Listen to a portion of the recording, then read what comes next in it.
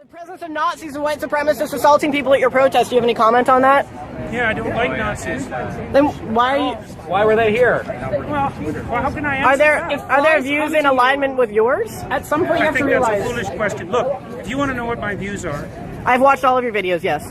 including... Yes, I have. Yes. then why would you ask such a question? Because this is my interpretation of your videos. Apparently, That's I not- wanted to All of the people who arranged the protest against you watched all of your videos. It's like, do you want to I have disavow? 150 videos on YouTube. No, You your watch lectures, which sparked the debate. Okay. Do I you have want to 150. disavow the support Could you let of me white- talk to her for a moment? Don't call me that, please. So, I have 150 lectures on YouTube. There's 500 hours of my views. Do you really If think that wanna you're find worth out all what of they that were- time? So look, I will answer your question, okay? I've studied Nazism for a very long time. It's been 4 decades, and I understand it very well. And I can tell you that there's some awful people lurking in the corners, and they're ready to come out. And if the radical left keeps pushing the way That it's sounds pushing, very much like a they're threat. going to come. That sounds very much It's like not a threat. threat. That sounds very much like a threat. Would Yeah, you like you to don't disavow the understand. physical violence? Trans people were physically assaulted at this rally in your name. Would you like to disavow that violence? Yes.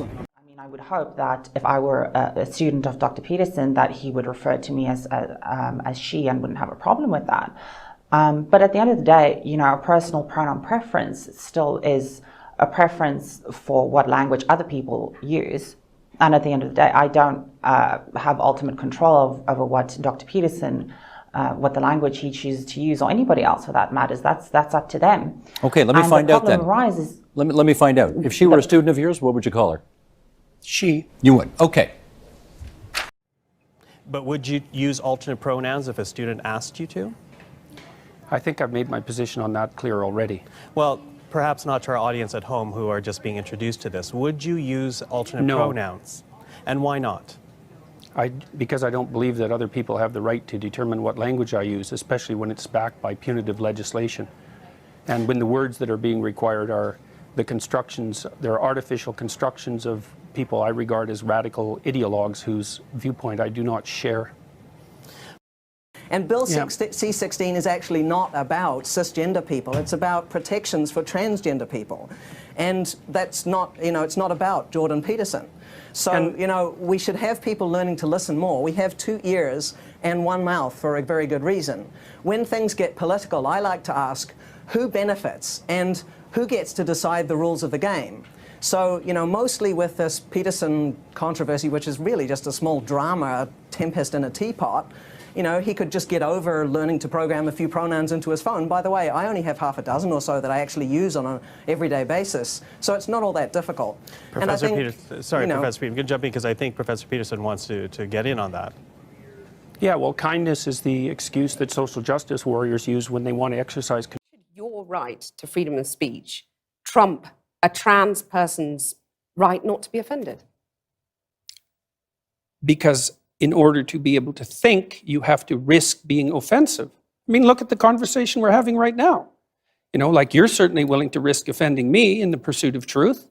Why should you have the right to do that? It's been rather uncomfortable. Well, I'm very glad I put you on the spot. Well, I'm very glad that I have exercised my freedom of speech. You get my point. It's like you're doing what you should do, which is digging a bit to see what the hell's going on. So and that is what you should do. But you're exercising your freedom of speech to certainly risk offending me. And that's fine. I think more power to you as far as I'm concerned. So you haven't sat there and I'm just trying to work that out. I mean,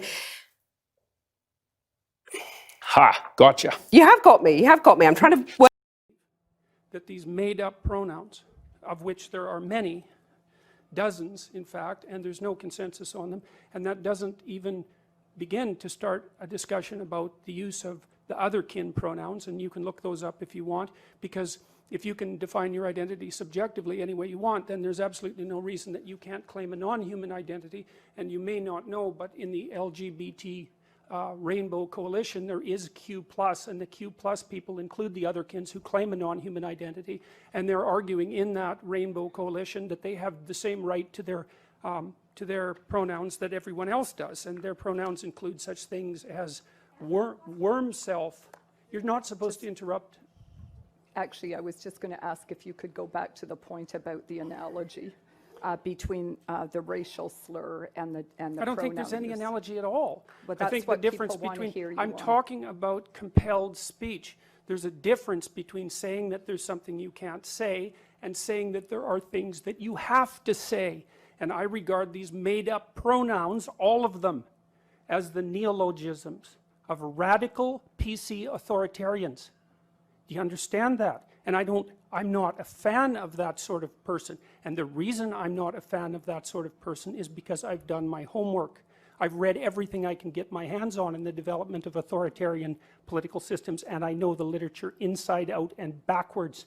And I am not going to be a mouthpiece for language that I detest. And that's that. Quality. We are challenging the refusal to see me as an individual. When we overcome that, have at it, we're all on equal plane. I think it's fine. I think it's fine. The pot is getting stirred here. So I've got a couple of questions. So let's your side spoke, so I'm going to go to Jordan, then to you, Let's Michelle. assume for a moment that I've benefited from my white privilege. Okay, so let's assume that. That's a good fine. assumption. That's yeah, a good well, that's assumption. what you would say. So, so let's say, here, let's get precise about this, okay? Was that very individual of you? Let's get precise about this, okay? Let's get precise. To what degree is my present level of attainment or achievement a consequence of my white privilege? And I don't mean sort of. I mean, do you mean 5%? Do you mean 15%? Do you mean 25%? Do you mean 75%? And what do you propose I do about it? How about a tax? How about a tax that's like specialized for me so that I can account for my damn privilege, so that I can stop hearing about